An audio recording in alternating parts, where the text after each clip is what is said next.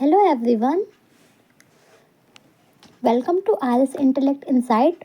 आज हम इस वीडियो में हिस्ट्री के बारे में जानेंगे कि हिस्ट्री क्या है, हिस्ट्री क्यों पढ़ना चाहिए हमें, एंड हिस्ट्री का जो स्टार्टिंग है वो कब से हुआ। इट मीन्स जो हिस्ट्री वर्ड है ये किसने दिया सबसे पहले और इसके फादर कौन है। तो ये सारी चीज़ें हम इस वीडियो में आज पढ़ने वाले हैं। प्लस में जो ह्यूमन है, ह्यूमन का एवोल्यूशन कैसे हुआ वो भी हम डिस्कस करेंगे। तो अगर हम ओरिजिन ऑफ अर्थ की बात करें कि कब हुआ, तो ये अराउंड 4.8 बिलियन ईयर बैक हुआ। ये अराउंड में हम लेंगे इस डिजिट को क्योंकि एग्जैक्ट डेटा आपको देखने को नहीं मिलता है। अगर हम बात करें origin of life on earth, तो ये 3.5 बिलियन ईयर बैक ये हमें देखने को मिलता है। ये जो डेटा है ये अराउंड में है, अप्रॉक्सीमेटली में है, ये प्रॉपर नहीं है क्योंकि आप कहीं भी चेक करोगे ना तो एग्जैक्ट डाटा नहीं मिलता है देखने को। ह्यूमन लाइफ की अर्थ पे ह्यूमन लाइफ की स्टार्टिंग कब से हुई है, तो 42 लाख ईयर बैक। अगर हम बात करें ह्यूमन लिनेज की तो एकदम से होमोसैपियंस नहीं आए थे, उससे पहले और इनके स्पीसीज आए थे। जैसे अगर हम बात करें तो ये ऑस्ट्रेलोपिथेकस है, होमो हैबिलिस है, होमो इरेक्टस है, होमो निएंडरथल्स है, होमो सैपियंस। तो अगर हम बात करें ऑस्ट्रेलोपिथेकस की तो ऑस्ट्रेलोपिथेकस से पहले भी 2-3 प्रजातियां आई थी, जैसे कि ड्रायोपिथेकस। जो ड्रायोपिथेकस थे ये जो दिखते थे ये ऐप की तरह दिखते थे और ये कहाँ रहते थे, ट्री पे। ये कहाँ रहते थे, ट्री पे रहते थे और इनका जो ब्रेन था वो काफ़ी ज़्यादा बिग था इनका। तो डायोपिथेकस कौन थे, ये ऐप लाइक थे और lived on tree, it's has big brain. Okay, फिर उसके बाद आया रामापिथिकस। कौन, रामापिथिकस। ये जो थे ये मोर मैन लाइक थे,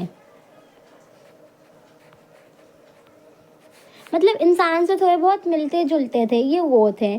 फिर उसके बाद आया ऑस्ट्रेलोपिथेकस। जो ऑस्ट्रेलोपिथेकस यानी ये जो है ये 5 जो स्पीसीज है ये ज़्यादा इम्पोर्टेंट है और इससे पहले जो ड्रायोपिथेकस थे, रामापिथेकस थे, ये इतना नहीं पूछे जाते हैं।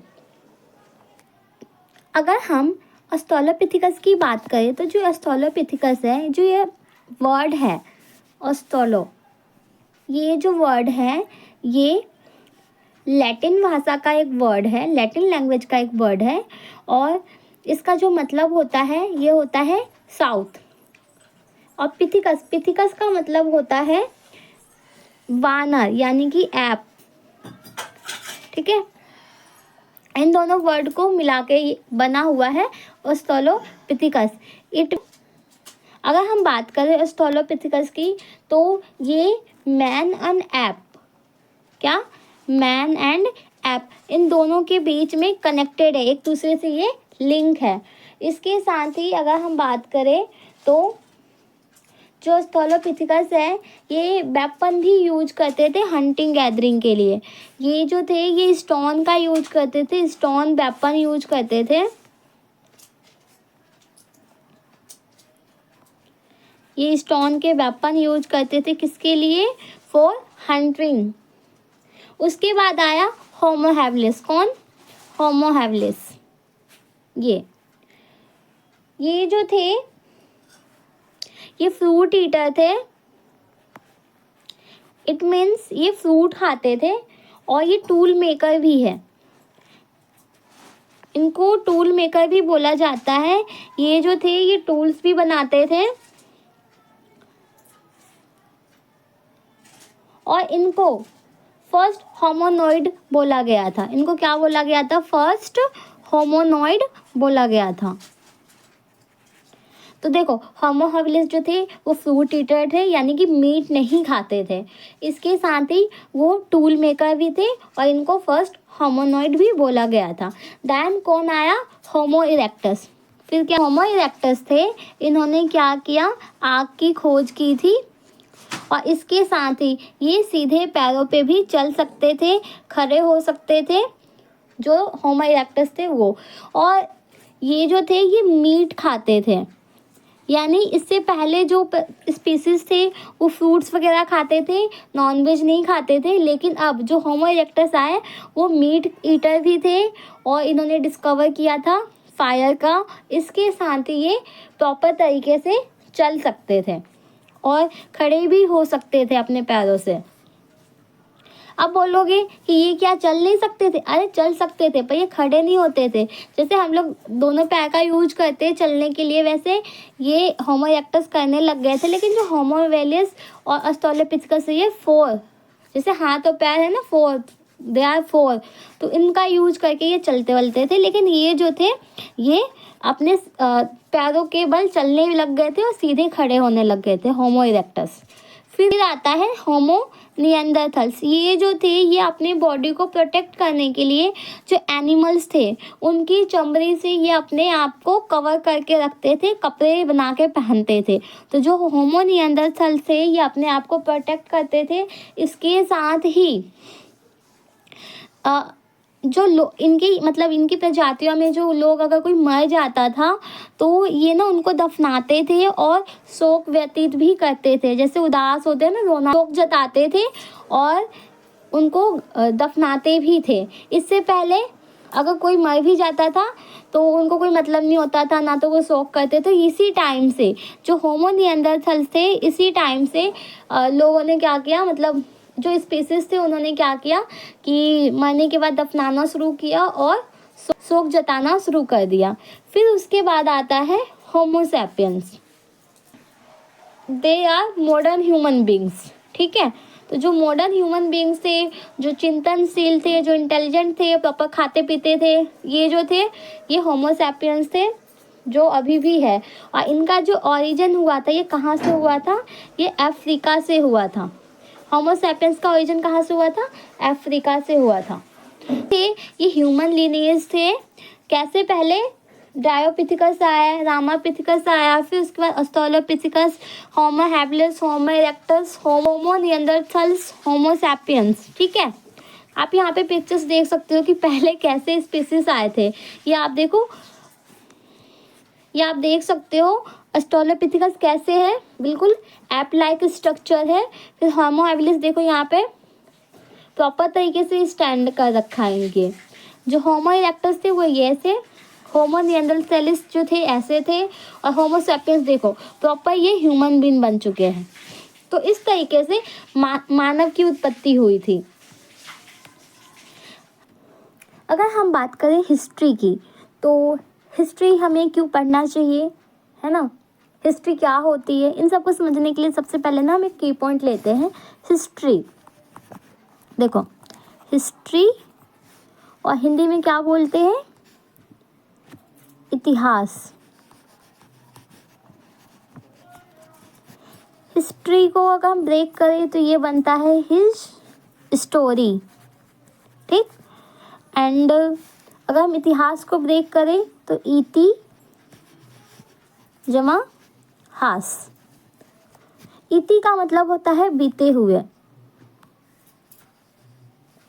इति का मतलब क्या होता है? बीते हुए। और हास का मतलब होता है घटना, यानी बीते हुए घटनाओं को जब हम पढ़ते हैं उसे ही हम इतिहास बोलते हैं। या फिर इंग्लिश में हिज स्टोरी, यानी उसकी कहानी। उसकी किसकी? जो पास्ट में जितने भी इवेंट हुए हैं, तो वॉर हुए हैं उस टाइम पे, तो जितने भी घटना घटित हुए हैं ना पास्ट में, तो उन सारी चीज़ों को हम हिस्ट्री के अंदर पढ़ते हैं। तो देखो, हिस्ट्री की अगर डेफिनेशन की हम बात करें तो नॉर्मल लैंग्वेज में तो आप यही बोलोगे कि जो भी पास्ट में इवेंट्स हुए, टाइम टू टाइम जो चेंज होते हैं और उसका जो इफेक्ट है प्रेजेंट और फ्यूचर पे ना पड़े, इसलिए हम हिस्ट्री को पढ़ते हैं। देखो, इसको मैं एक एग्जांपल से समझाती हूँ। जैसे एक ए है, एक बी है, ये एग्ज़ाम में फेल हो गया, तो ये जो है ये इसका जूनियर है। तो ये जो ए है, ए क्या बोलेगा कि भाई तू ऐसे मत करियो, मैंने ना इस टाइम टेबल को फॉलो किया था और मैंने अच्छे से पढ़ाई नहीं की तो मैं फेल हो गया, तो तुम ना अच्छे से पढ़ना और जो नोट्स वगैरह है ये प्रॉपर बनाना, अच्छे से फॉलो करना सारी चीज़ें, तो पास हो जाओगे। तो ये जो बता रहा है, जो ए है ये बता रहा है बी को, तो ये भी तो अपनी एक जो घटना घटित हुई है इसके साथ वही तो बता रहा है, अपनी हिस्ट्री तो बता रहा है, तो इसे ही बोलते हैं हिस्ट्री। अगर हम प्रॉपर तरीके से इसकी डेफिनेशन की बात करें तो history is the study of human past including the events that have occurred, how they have changed over time and how they have influenced the present and future। हम हिस्ट्री के अंदर क्या क्या कवर करते हैं, तो history covers all aspects of human society including political, social, economic, scientific, technological, medical, cultural, intellectual, religious, military, development, art and literature. तो ये सारी चीज़ें, इसके अलावा भी बहुत सारी चीज़ें हैं जो हिस्ट्री के अंदर आ जाते हैं। और हमें हिस्ट्री क्यों पढ़ना चाहिए, तो देखो एक तो बेनिफिट इसका ये होता है कि जो हमारे पास्ट में हुआ है हमारी एक गलती की वजह से, तो वो हमारे प्रेजेंट और फ्यूचर पे इफेक्ट ना डालें। जैसे understanding the past and its impact on present, appreciating culture, heritage and identity. इसके अलावा अगर हम बात करें तो हमें अपनी हिस्ट्री को इसलिए भी जानना चाहिए, जो हमारा कल्चर है, जो हमारा हेरिटेज है, उन सब की नॉलेज हमें होना चाहिए कि हमारे यहाँ पे क्या क्या चीज़ें थी, हमारा जो हिस्ट्री है वो क्या है, हमारा जो पिछला पास्ट है वो हमें पता होना चाहिए। और जो भी हम आगे फ्यूचर में करने वाले हैं, जो भी हम एक्शन लेने वाले हैं, तो जो पास्ट में जो लोगों ने गलती की है वो हम गलती ना करें, हम उस चीज़ को अच्छे से सोचें और फिर हम फॉलो करें ताकि हम आगे सक्सेस हो पाए। यही सारी चीज़ें इसके अंदर आ जाती है कि जो हिस्ट्री हमारे लिए क्यों इम्पोर्टेंट है। Learning from past mistake and success, enhancing our understanding of the world and it's complexity. तो ये सारी चीज़ें इसके अंदर है, ठीक है। अगर हम बात करें हिस्ट्री के फादर कौन है, तो जो हिस्ट्री के फादर है वो हेरोडोटस है। ये आप देख सकते हो, इनकी फ़ोटो है। इनका जो जन्म था वो 485 BCE में हुआ था, और ये जो है ये फादर ऑफ हिस्ट्री के नाम से भी जाने जाते हैं। इनकी जो बुक है हिस्टोरिका, जो हिस्टोरिका बुक है ना, तो उसमें ही इन्होंने सबसे पहले हिस्ट्री वर्ड का इन्होंने जिक्र किया था। किसमें? इस बुक में हिस्ट्री वर्ड का सबसे पहले इन्होंने जिक्र किया था। उसके बाद जो हिस्ट्री वर्ड है ये यहीं से बना हुआ है।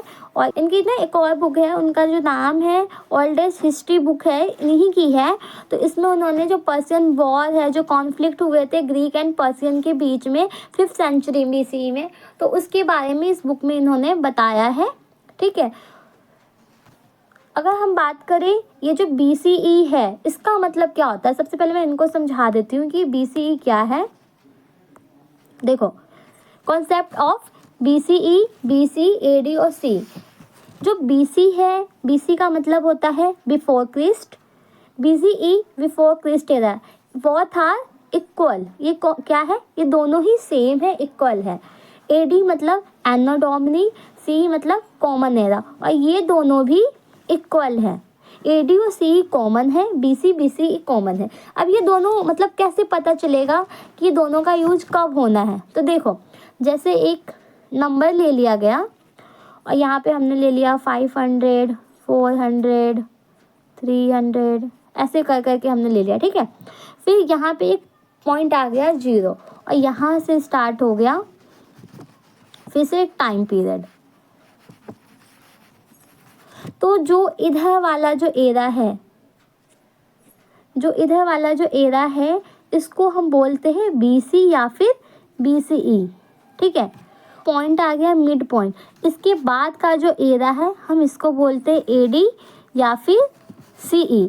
अब ये जो मिड पॉइंट है ये जीसस का जो जन्म हुआ था उनके टाइम पीरियड को मान लिया गया है कि जो जीसस है उनके जन्म से पहले का जो टाइम होगा वो BC और BCE होगा। हिंदी में बोले तो ईसा पूर्व, और जो उनके जन्म का बाद का जो टाइम पीरियड होगा उनको AD और CE बोला गया, यानी कि ईसवी।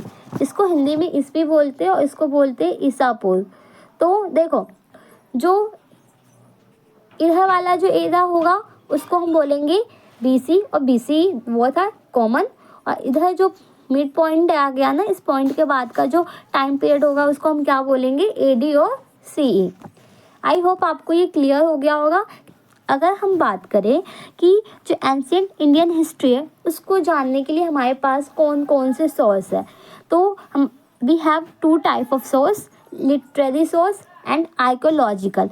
अब लिटरेरी सोर्स की बात हम करें तो लिटरेरी सोर्स वो होते हैं जो रिटर्न फॉर्म में होते हैं, जैसे कि देखो वैदिक लिटरेचर है हमारा, ठीक है, फॉरेन है, जैसे फॉरेन का हो गया जो फॉरेन डिस्क्रिप्शन है वो मेगास्नीज का इंडिका हो गया, और ऐसे ही कई सारे जो फॉरेनर आए थे और फिर उन्होंने लिख दिया तो वो हो गए फॉरेन डिस्क्रिप्शन।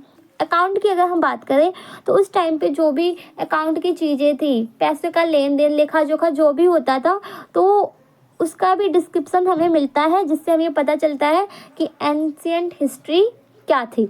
हम बात करें जैन और बौद्ध ग्रंथ की, तो जैन और बौद्ध ग्रंथ से भी हमें एंशियंट इंडियन हिस्ट्री जानने को मिलता है। इसके साथ ही संगम साहित्य है और बहुत सारे लिटरेचर अदर भी है। अब हम बात करें आर्कियोलॉजिकल की, तो आर्कियोलॉजिकल सोर्स वे सोर्स होते हैं जो रिटन फॉर्म में नहीं होते, इसका ना प्रॉपर हमें विवरण नहीं मिलता है। जैसे अगर एग्जाम्पल में ले तो कॉइन्स हो सकते हैं, उस टाइम के कॉइन्स से हम पता लगा सकते हैं, आर्कियोलॉजिकल सोर्स के अंडर ये आ जाता है। कोई मॉन्यूमेंट्स हो गए, कोई गुफा वगैरह हो गया, कोई इमारतें हो गए, इंस्क्रिप्शंस हो गए, तो ये सारी चीज़ें जो है ये आर्कियोलॉजिकल है, इनका प्रॉपर तरीके से हमें रिटर्न फॉर्म में सोर्स नहीं मिलता है। देखो आप यहाँ पे ये देख सकते हो, जैसे ये पुरोहित की मूर्ति है, ये हड़प्पा सभ्यता में मिली थी हमें। उसके साथ ही कॉइन्स है और कुछ जो मॉन्यूमेंट्स है उस पर भी ये फिगर वगैरह बने हुए हैं। अगर हम लिटरेरी सोर्स की बात करें यानी कि साहित्य स्रोत की, तो देखो सबसे पहले तो आपको यही दिख रहा है हेरोडोट्स द हिस्टोरिस्ट, ये इन्हीं की बुक है। और ये हेरोडोट्स कौन है? Father of history. मेगास्नीज की इंडिका, ये उसके बाद ये देख सकते हो आप जैन धर्म के ग्रंथ है, बौद्ध धर्म के ग्रंथ है, ऋग्वेद है जो हमारा वैदिक लिटरेचर आ जाता है, और मेगास्नीज इंडिका ये फॉरेनर डिस्क्रिप्शन के अंडर आ जाता है। तो ये जो चीज़ें हैं ये लिटरेरी सोर्स के अंदर आ जाते हैं और इससे हमें अपने इंडियन एंशियंट हिस्ट्री को जानने में काफ़ी ज़्यादा मदद मिलती है। इसके बाद अगर हम बात करें इंडिया की, तो इंडिया का जो नाम है वो इंडिया ही नहीं है, इसके अलावा भी कई सारे नेम हैं इंडिया के, ठीक है। और जैसे हम बात करें क्या क्या नेम है, इंडिया है, भारत है, हिंद है, हिंदुस्तान है, आर्यवर्त है, इसके साथ जम्मू द्वीप भी है, कई सारे नाम हैं इंडिया के। इंडिया का नाम इंडिया ही क्यों है? तो देखो यूनानियों का जब आक्रमण हुआ तो उसके बाद में यूनानियों ने ही इंडिया का नाम, जो भारत का नाम है वो इंडिया कर दिया था। और अगर हम बात करें हिंदुस्तान की, तो ये कहा जाता है कि जो मुस्लिम शासक आए थे यहाँ पे, तो जो शासन करने मध्यकालीन में, तो उन्होंने क्या किया था, उन्होंने हिंद कहा और फिर हिंद कह के हिंदुस्तान इसका नाम रख दिया, ठीक है। अगर हम बात करें कि भारत नाम कैसे पड़ा, तो भारत की भी कहानी बताई जाती है कि जो दुष्यंत के पुत्र जो थे भरत, और उसके बाद रामायण काल में जो दशरथ के जो पुत्र थे भरत, उनके नाम पे भारत रख दिया। तो ये भी अलग अलग कहानी बताई जाती है। अगर हम आर्यवर्त की बात करें, तो जो आर्यवर्त है इसकी कहानी कहा जाता है कि ये मनुस्मृति से लिया गया है, और ये जो आर्यवर्त यानी कि आर्यों की भूमि, इस तरीके से अलग अलग इतिहासकार अपना अलग अलग मत देते हैं, ठीक। मेनली जो है इंडिया का जो नाम है वो इसी से जानते हैं हम, इंडिया, भारत, हिंद, हिंदुस्तान, आर्यवर्त, ठीक है। तो आई होप आपको ये क्लियर हुआ होगा कि जो हिस्ट्री है वो कितना इम्पोर्टेंट है और हमें क्यों पढ़ना चाहिए। अगर आपको वीडियो अच्छी लगी हो तो वीडियो को लाइक कर देना और दोस्तों के साथ शेयर भी करना और चैनल को सब्सक्राइब कर देना। मिलते हैं नेक्स्ट वीडियो में। Thank you for watching.